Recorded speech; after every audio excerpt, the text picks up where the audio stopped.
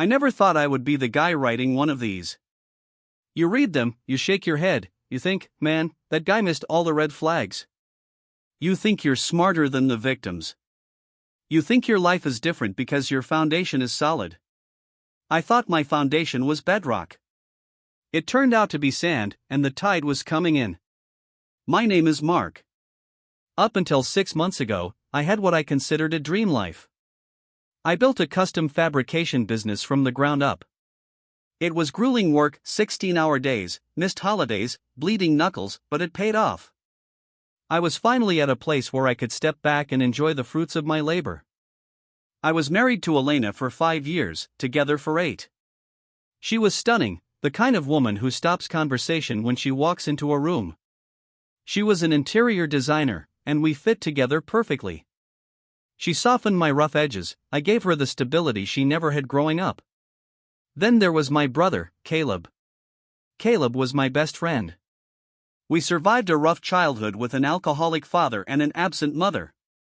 It was always us against the world.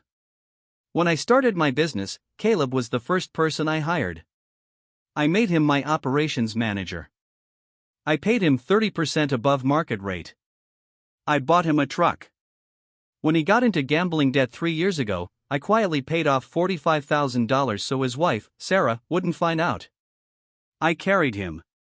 Because that's what big brothers do. The betrayal didn't start with a dramatic explosion. It started with a receipt. It was a Tuesday.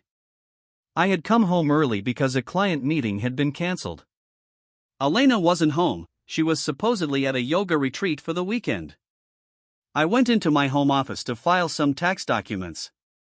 I needed a specific expense report from Caleb regarding a business trip he had taken to Miami 2 weeks prior for a trade show. I logged into his corporate email.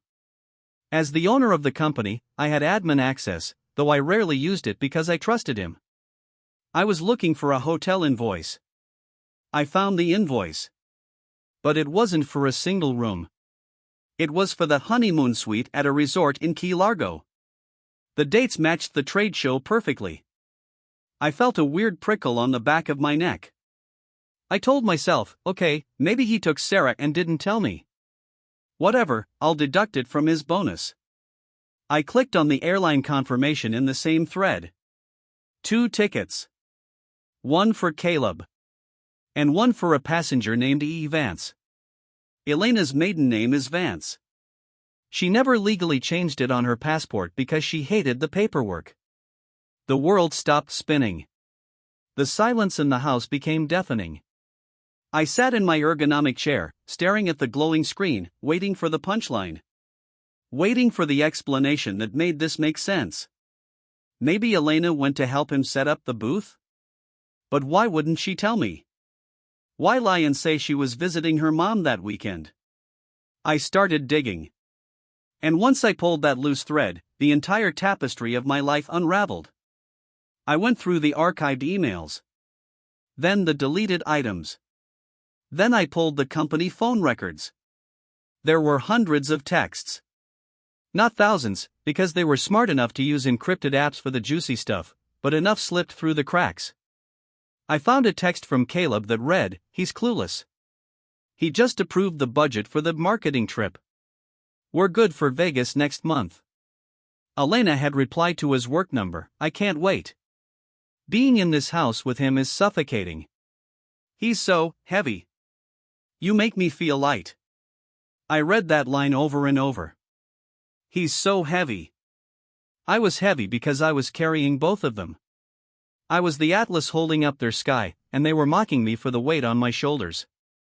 I spent the next 6 hours going through everything. I found photos in a hidden Google Drive folder linked to a burner account Caleb had logged into on his work laptop. Photos of them in my vacation house. Photos of them in my bed when I was out of town. The worst wasn't the sex. The worst was a video. It was filmed by Caleb. Elena was lying on a hotel bed, laughing, drinking champagne I probably paid for. Caleb asked her if she felt bad. Elena giggled, a sound I used to love. I mean, I should? But I don't. He's he's a wallet, Cal. He's a good wallet, but he's not you. Caleb laughed in the video. Good. Because once the business expansion goes through, we're gonna need a bigger wallet. I threw up. Physically, violently sick into my office trash can. My wife and my brother. The two pillars of my life. They weren't just sleeping together, they were mocking me. They were using me as a resource extraction point. I didn't sleep that night.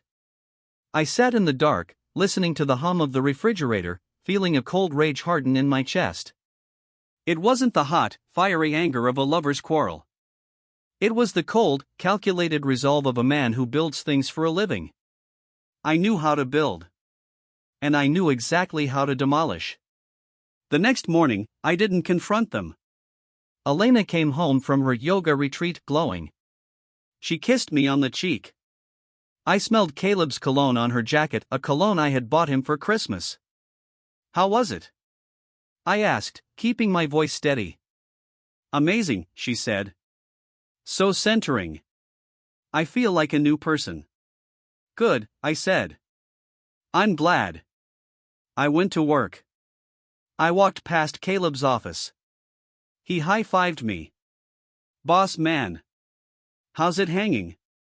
Hanging in there, I said. I went into my office and locked the door.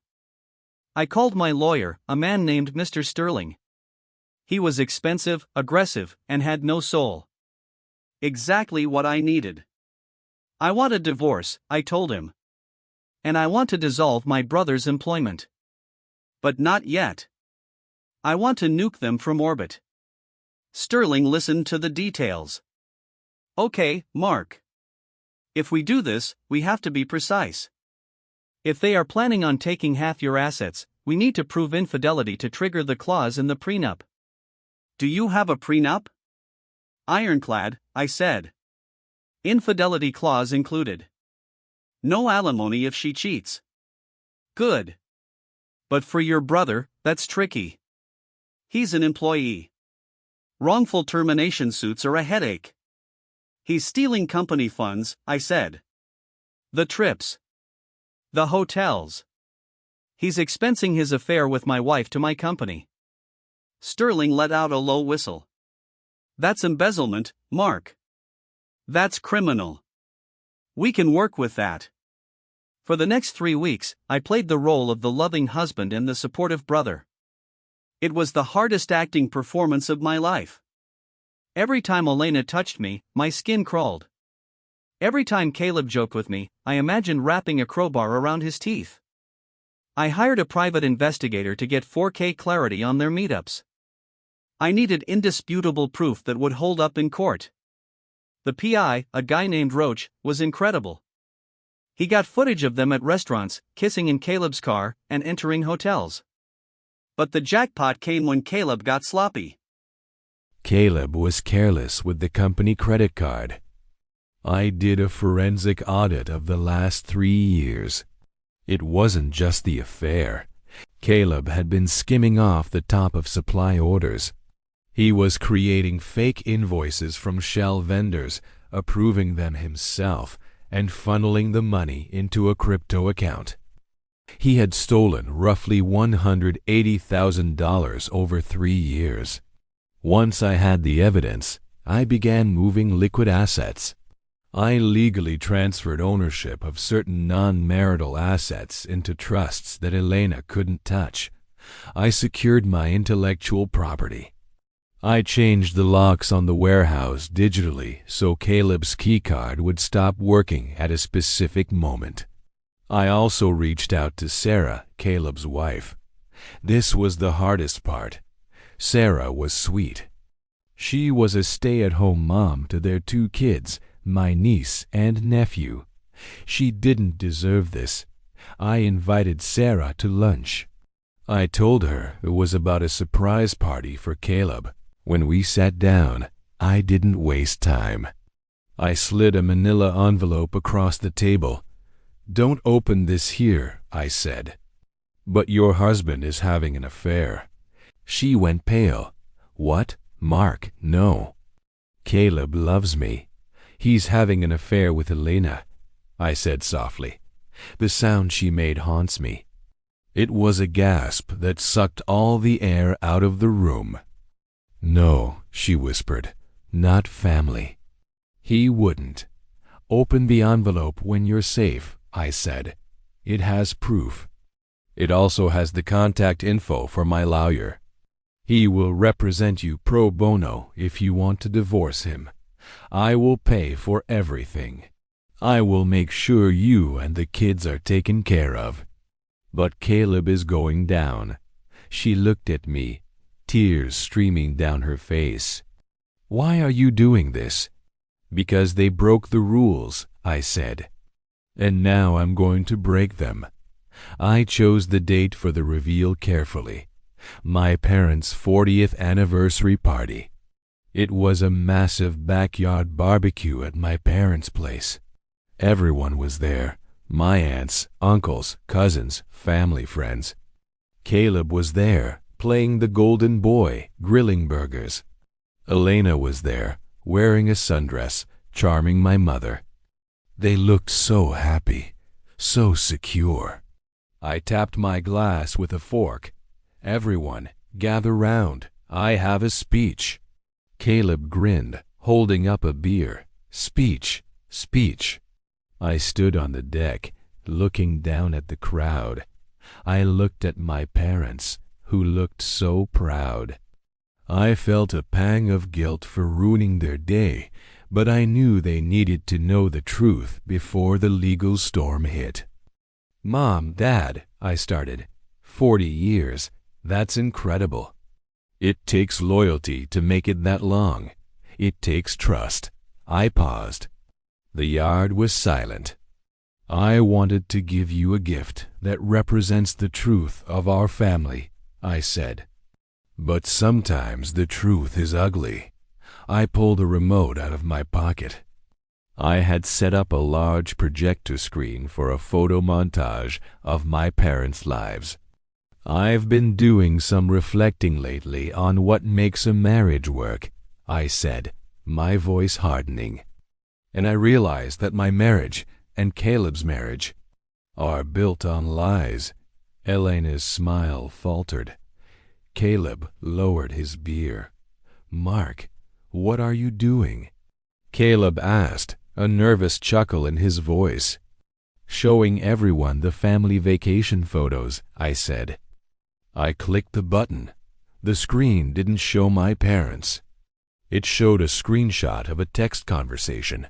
Elena, I'm so bored of him. I can't wait to feel you inside me tonight. Caleb, just wait until he falls asleep. Leave the back door unlocked. Gasps rippled through the crowd. My mother put her hand over her mouth. Mark! Elena shrieked, lunging for the projector. Turn it off, you're drunk. I haven't had a drop, I said calmly. I clicked the next slide. The hotel invoice. The honeymoon suite. Caleb expensed this to my company, I said to the crowd. While Sarah was home with the kids with the flu, Caleb and Elena were in Key Largo on my dime. Caleb dropped his beer. It shattered on the patio. He looked like a cornered rat. He looked at Sarah. Sarah was standing at the back, her arms crossed, tears silent. She didn't look surprised. She looked ready to kill. And finally, I said, the video. I didn't play the sex tape. That would be revenge porn and illegal. I played the clip where they mocked me. Elena on screen. He's a wallet, Cal. He's a good wallet, but he's not you. Caleb on screen. Once the business expansion goes through, we're gonna need a bigger wallet. The silence in the yard was total. You could hear the wind in the trees. I looked at Caleb. You're fired, Caleb, for embezzlement, fraud, and gross misconduct. Security is escorting you from the building as of... Well, they already cleared your desk this morning. I looked at Elena. Get out of my house. The locks are changed. Your stuff is in a storage unit. The key is with my lawyer. My father stood up. He was a quiet man, a retired military officer. He walked over to Caleb. Caleb flinched. Dad, wait, let me explain. My father didn't hit him. He just looked at him with a disappointment so profound it was worse than a fist. You are not my son, he said. Not today. He turned to Elena. And you. Get off my property. The chaos that followed was beautiful. Elena was screaming, crying, trying to play the victim. Caleb was trying to talk to Sarah, who simply walked up to him, slapped him so hard his head snapped back, and walked away to her car. I walked down the steps, grabbed a beer from the cooler, and sat down. The fallout was nuclear. Elena tried to fight the prenup. She claimed emotional abuse, which was ironic. But the evidence of infidelity was overwhelming. The judge looked at the timestamp photos, the texts, and the financial records. Because of the infidelity clause, she got nothing. No alimony. No claim on the house. She got to keep her car, which was in her name, and her personal jewelry. That was it. She had to move back in with her mother in a cramped apartment 2 towns over. Last I heard, she's working as a receptionist because her reputation in the interior design community was torched. It turns out, people don't like hiring designers who sleep with their clients' brothers. Caleb was destroyed. I didn't just fire him. I pressed charges. Embezzlement is a felony. Because the amount was over $100,000, he was looking at real time. He begged me. He came to my house, banging on the door, crying, "Mark, please, I'm your brother. I'll pay it back. Don't send me to jail." I spoke to him through the doorbell camera. You stopped being my brother when you slept with my wife and stole from my children's future inheritance. You made your bed, Caleb. Rot in it. He pled guilty to avoid a long trial. He got 3 years in state prison, followed by 5 years of probation. He also has to pay restitution. He will be in debt to me for the rest of his life. Sarah divorced Caleb immediately. Because of the criminal charges in the affair, she got full custody of the kids. I helped her financially to get back on her feet. I set up college funds for my niece and nephew. They are innocent in this. The fallout from the barbecue was just the beginning. The 2 people I loved most in this world, my brother and my wife, had betrayed me in the worst way imaginable. But this isn't a story about how my life ended. It's about how I rebuilt it, stronger than ever. It's been a full year since my world blew up. I still see Sarah and the kids every weekend. She and I have become good friends. Nothing romantic, that would be way too weird, but we bond over them. They call me Uncle Mark, and I'm making sure they have the stable male role model I never did. I'm determined they won't turn out like their father. I took my nephew to his first baseball game last week. He asked about his dad. It was a tough question, but I was honest. I told him, "Your dad made some big mistakes, and he's in timeout for adults right now. But that doesn't mean he doesn't love you. It just means he has to learn how to be a better person." My company took a hit at first, I won't lie. Caleb was managing a lot of key accounts. But once I got rid of the rot, we actually became more efficient. It was like cutting out a cancer. I hired a new operations manager, a woman named Linda. She's an absolute shark and fiercely loyal. With her on board, profits are up 20%. We're even opening a second location in the next state. The business is flying. The house is quiet now, but it's a peaceful quiet. It doesn't feel heavy anymore.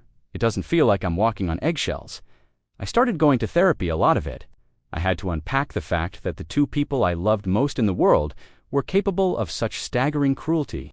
My therapist gave me a new perspective. He told me I wasn't just a wallet, as Elena had so kindly called me. I was a provider, and they They were parasites. And what happens when you remove a parasite?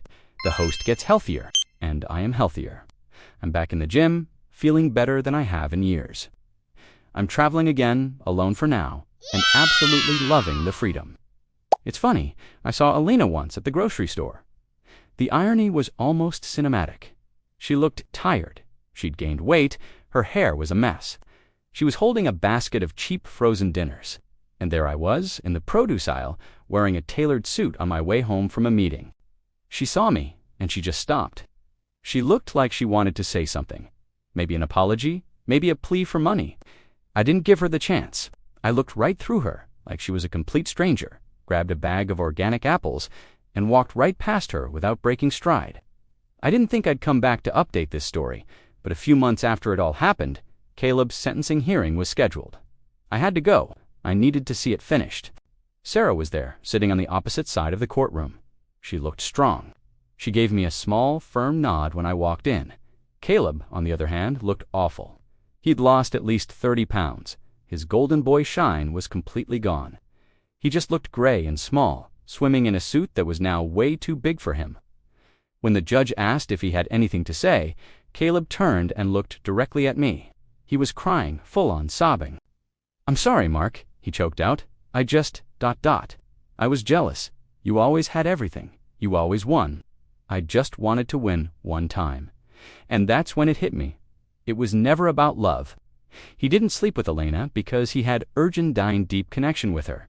He did it to take something from me. It was about power. It was about trying to drag me down to his miserable level. The judge was not impressed. "Mr. Vance," he said, his voice cold, "you bit the hand that fed you. You betrayed not only a fiduciary duty, but a familial one. This court does not look kindly on those who exploit trust for greed." The sentence came down hard, 36 months, with a chance of parole in 18. Plus, he was ordered to pay full restitution of the $182,000 he stole. As the bailiff cuffed him, he looked at me one last time. His eyes were just dead, and in that moment, I felt nothing. No joy, no sadness, just closure. I walked out of that courthouse into the bright sunlight, took a deep breath, and the air tasted sweet. It was finally over, but the drama wasn't quite done. A few days after the sentencing, I get a knock on my door. It's 9 p.m., and it's pouring rain. I check the security camera, and who do I see? Alina. My first instinct was to ignore it. But curiosity is a powerful thing. I opened the door, but I left the security screen locked. "What do you want?" I asked, my voice flat. She was soaked promo cow mascara running down her face in a very dramatic, clearly rehearsed performance. "Mark, please," she begged. "I have nowhere to go. My mom kicked me out because I can't pay rent. I'm sleeping in my car. Please, just let me stay in the guest room for a few nights, just until I get paid." I looked at this woman, this actress, and all I could see was the video of her laughing on that hotel bed. Asterisk, he's just a wallet. Asterisk, you have a car? I asked. "Yes," she sniffled. "Good," I said. "It has a heater. Use it." Her face twisted in disbelief. "Mark, how can you be so cruel? We were married. I loved you." "No," I corrected her. "You loved the lifestyle. You loved the security. You never loved me. If you loved me, you would not have been sleeping with my brother while I was paying off his $45,000 in gambling debts." She froze. She had no idea I knew about that. "Yeah," I continued. "I paid those off for him. Ask yourself this, Alina. If you had just stuck with me, you'd be in this warm house right now. But you chose him. You chose the betrayal. And now you get the consequences." I closed the solid oak door. We heard her pounding on it for a minute, screaming obscenities, then silence. Then the sound of her car starting and speeding away. I walked to my kitchen, poured myself a glass of expensive bourbon, the same kind Caleb used to steal from my cabinet stand. I toasted the empty, peaceful room. And that brings us to today. I've met someone. Her name is Claire. She's a veterinarian. She drives a beat-up old Subaru, and she couldn't care less about my money. We met at a dog park, and she had no idea who I was or what I owned. We're taking it slow. On our third date, I laid it all out for Hertha. Betrayal, the trauma, the baggage. She just listened, took my hand and said, "That sucks, but there in the past, I'm right here." She's right. I learned a hard lesson. Blood isn't always thicker than water. Sometimes the people who share your DNA are the ones holding the knife. And sometimes the person you marry is just a stranger waiting to show their true colors. But I also learned that I am resilient. I survived the complete demolition of my life, and I built a skyscraper on the ruins. So, to anyone out there who feels that gut instinct that something is wrong, trust it. Don't ignore the weird receipts or the synced devices. And if you find out the worst is true, don't just get mad. Get a lawyer. Get a forensic accountant. Get a plan. And burn their world to the ground. Thanks for listening.